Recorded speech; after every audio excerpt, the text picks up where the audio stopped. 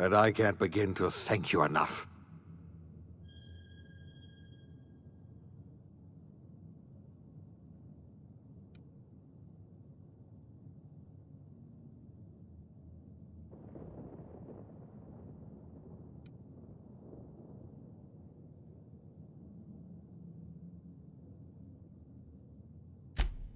I know, my friend, I know. And now it's finally over. The board's finished. It's only a matter of time before the entire system slips from their grasp.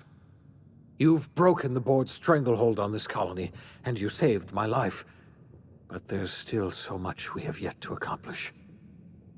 You and I are going to have to work harder than ever to save Halcyon. I'm afraid the situation is far worse than any of us ever anticipated.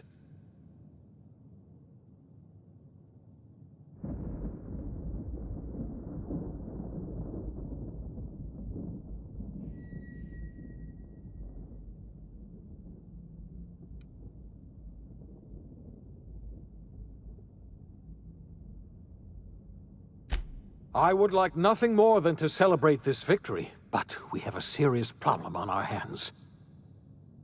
Earth has gone dark. We haven't received a single message in 3 years. There's been no communication, no signals, nothing. 2 years ago, the Earth's Directorate's frigate disappeared on their way back to Earth. We don't know what they discovered when they arrived, or if they arrived at all. They haven't exactly been hands-on around here anyway. So there's one less rubber stamp to worry about. Earth is humanity's home planet, Miss Fenhill. The psychological effects of losing our original home will be devastating. So we've got to make do on our own. Seems to me that'll make us stronger in the end anyhow. You're quite right. We've got no choice but to make do on our own. We're in serious trouble, my friend. Do you know what this means for Halcyon? We can't rely on Earth for support anymore. We've been cut loose. We're entirely on our own.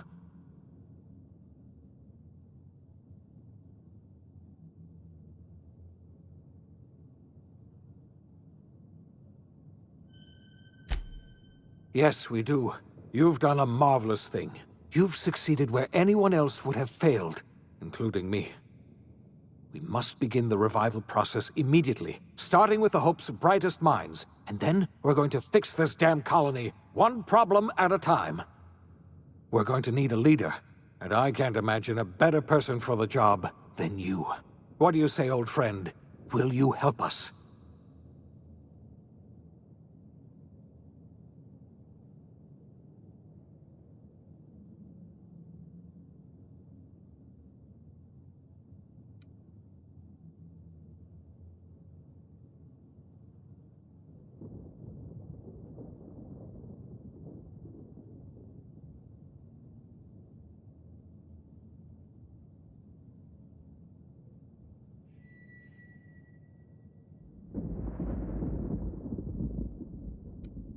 When I revived you, I thought you were going to help me save this colony.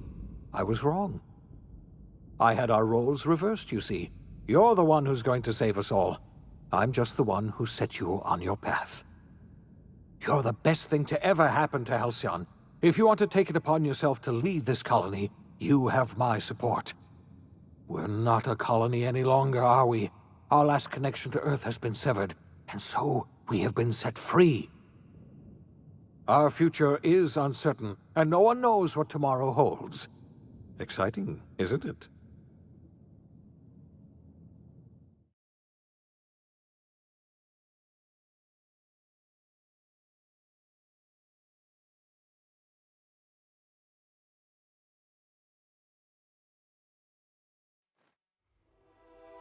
The OSI teaches that everything in the universe happens according to the grand plan. But the stranger that arrived in Halcyon was an unplanned variable. From the moment he landed in Emerald Vale, his actions altered the course of history. The events on Tartarus brought about the end of the board's authority. But the board's mistakes would haunt the colony for decades to come. The damage they left behind would require the work of a generation to repair. Dr. Phineas Wells began reviving a handful of the Hope's colonists. Engineers, scientists, technicians, and intellectuals.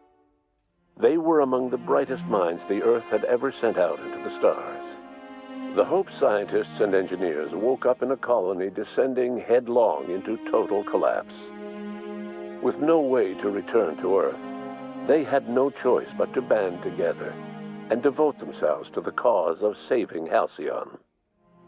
The people of Halcyon were nothing if not hardy. In the absence of the board's authority, many of the colony's settlements banded together with a single purpose in mind: survival. Life was especially hard in the years to come. Some towns dissolved by attrition and starvation, but most of them found a way to carry on. In the years to come, Halcyon was forced to reckon with its newfound freedom. The board was gone, and for better or worse, the colony was responsible for its own destiny. Between MSI's worker-centric policies and the iconoclast's manpower, Sanjar and Zora were able to rally many of the Terra 2 townships to their cause. MSI's workforce swelled, and the iconoclasts enjoyed a significant surge in their ranks. The board was too distracted by infighting and internal politics to stop MSI from becoming a powerful corporation and a refuge for townships that might have fallen through the cracks. Consumed by paranoia, Lilia Hagen took Sublight Salvage in a controversial direction, openly accusing board officials of an extraterrestrial conspiracy. One day, an accident at the Groundbreaker's docking bay silenced her forever. Time would tell if her replacement could keep the Sublight family together. Adelaide McDevitt replaced Reed Thompson as the leader of Edgewater. She and her followers transformed Edgewater in their image.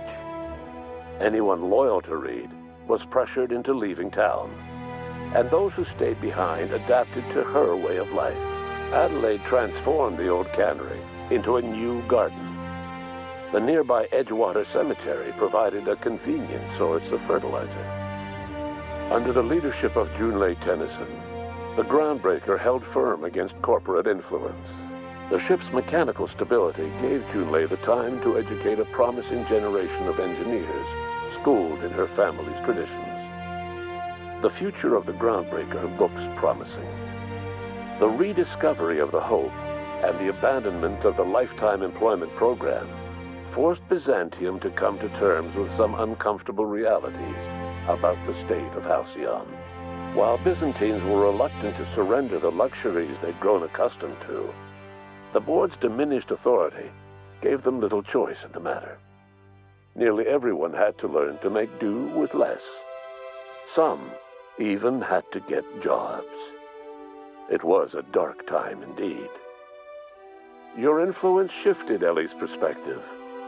She finally admitted, albeit grudgingly, that she just might need other people. Sometimes. With a steady income from the life insurance payouts, she was finally able to afford a ship of her own.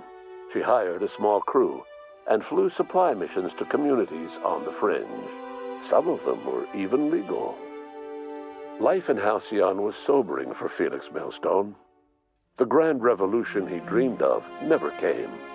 There was no great awakening for the colony, no celebrations in the streets. There was only the hard, desperate work of trying to repair a broken colony. Felix never had a head for numbers, but if there was labor to be done, he was there to help. Eventually, Felix realized that the work of a revolution was done with two hands. As much as he enjoyed his adventures aboard the Unreliable, the vicar, known as Max, eventually decided that it was time to move on, to live out the life he had sought so long to create. He knew there were many in the colony who carried burdens much worse than the ones he had struggled with, and he devoted himself to easing their suffering wherever he could. He only ever took up arms again to defend the defenseless. Unshackled from a lifetime of striving and fighting the universe and himself, Vicar Maximilian de Soto was finally at peace. Once the matter with the Hope colonists was resolved, Junlei bashfully asked Parvati if she'd like to join her permanently on the Groundbreaker, and Parvati enthusiastically, if somewhat awkwardly, agreed. The stories of her adventures spread across the colony, and Parvati soon found herself the center of attention. Having served as the engineer of a renowned spacecraft, tramp freighters and wildcat miners sought her out by name, and in no time, she was a fixture in the groundbreaker's mechanical ecosystem. She and Junlei were never far apart. Nyoka returned to Monarch to take another crack at making a permanent life for herself. She formed the Charon Group, a mercenary outfit of ragtag survivalists and wilderness experts. Anyone in need of a guide, or just looking to throw back a beer and swap stories, could find her camping on the trail or clearing an infestation. The SAM unit that accompanied you spread awareness of the product line's superior sanitation and maintenance capabilities across what was left of the colony. This led to a boost in SAM unit sales. Did you know that SAM units are the longest-lasting, toughest-acting cleaning solution in Halcyon? Minister Clark was released from house arrest, and his contact with you gave him a sense of renewed purpose and vigor. Once it became clear that no help would be coming from Earth, he threw his considerable efforts and talents into helping Halcyon manage the crisis before it. Chairman Rockwell served as the public face for the changes in Halcyon to come. Whenever you needed strings pulled or a voice to sell a policy change, Rockwell was only too happy to oblige. As for Dr. Phineas Wells, he spent his remaining years in his orbital lab. He eventually came to terms with his own past and was able to forgive the mistakes of his younger self by devoting his remaining years to serving the colony. Dr. Wells was able to revive many more scientists and engineers than he first expected, thanks to the additional batch of chemicals you stole from the Ministry. Wells never forgot about the human lives that were lost in acquiring these chemicals. In the end, Dr. Wells was able to save every scientist and engineer aboard the Hope. Over the next decade, nearly all of the Hope's remaining colonists were successfully revived. Halcyon saw a period of rapid technological and scientific advancement. Breakthroughs in dietary supplements saved the colony from starvation. Geoengineering projects and social reforms began to change the structure and character of the colony. Dr. Wells laid the groundwork for the project to save the colony, but he would never live to see the fruits of his labor. He passed away a few years later. His work was carried on by the scientists and engineers he revived. Today, Halcyon has stabilized. The people of the colony work hard to adapt to their new circumstances. Nearby colonies send aid and supplies. Life will never be easy in Halcyon, but for the first time in its history, there exists a sense of real, genuine hope about the future. And what about you, the unplanned variable in the history of Halcyon? Long after Wells passed away, you carried on his work with more energy, determination, and brilliance than he could ever muster. The years that followed were hard, but Halcyon survived by the efforts of the Hope's most promising colonists, the greatest of which was you. No one knows what's happened to Earth, and no one knows what the future has in store for Halcyon. All we know for certain is this: the name of the Unreliable and that of its intrepid captain will remain the subject of countless stories for years to come.